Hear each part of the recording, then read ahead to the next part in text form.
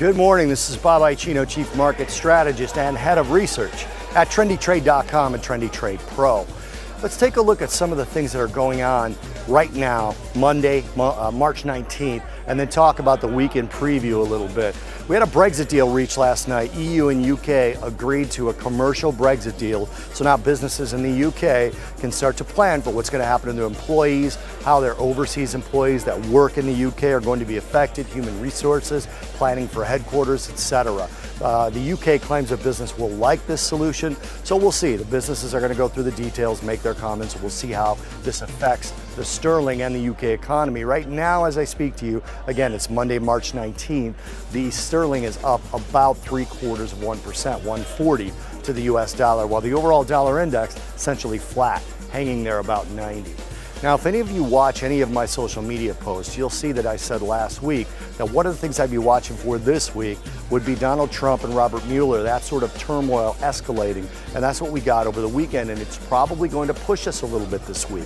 Donald Trump attacked Robert Mueller by name. He's never done that before. And he talked about this sort of politically biased investigation, asking why Robert Mueller had all Democrats on his team. Robert Mueller's a Republican, so then right there, it's not really completely accurate.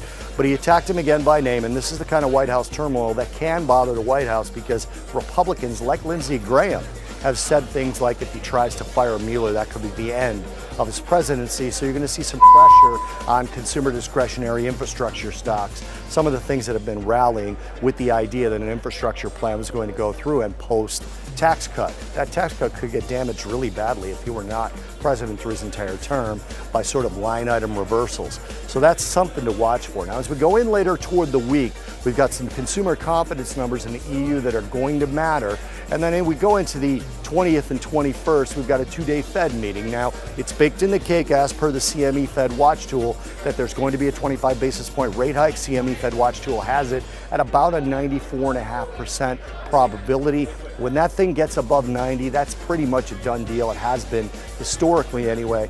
But Jay Powell's got his first press conference, and Jay Powell's already proven to be slightly more blunt, shorter in terms of verbiage than Janet Yellen was. Janet Yellen was very successful in communicating that the Fed was going to do X and then they would do X. But Jay Powell is already on the record as committing to be more communicative. He wants to improve that communication with the market, and he is shorter and more blunt. So the press conference could provide a little bit of volatility. Speaking of volatility, VIX is up 10% right now. Again, off of that pressure, the Dow Down's about 83 basis points, a little over 0.75%.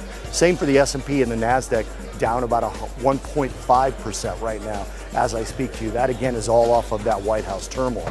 And then you might have a little bit of pressure on on base metals this week because again of the White House turmoil, as well as we had Shanghai copper inventories up to about 11.25 month high, so almost a year-long high in terms of those inventories. China, obviously the biggest consumer of copper. They had some pretty good economic numbers, but this is pushing copper down as we speak. And when you combine that with the turmoil here, political turmoil, you could see base metals get hit for the rest of the week. So watch materials, consumer discretionary technology, obviously getting pushed pretty hard off of this White House turmoil. So those are going to be important things to watch with the Fed meeting that we've got. Announcement and press conference come on March 21st. This is Bob Icino, Chief Market Strategist, Head of Research at TrendyTrade.com and TrendyTrade Pro.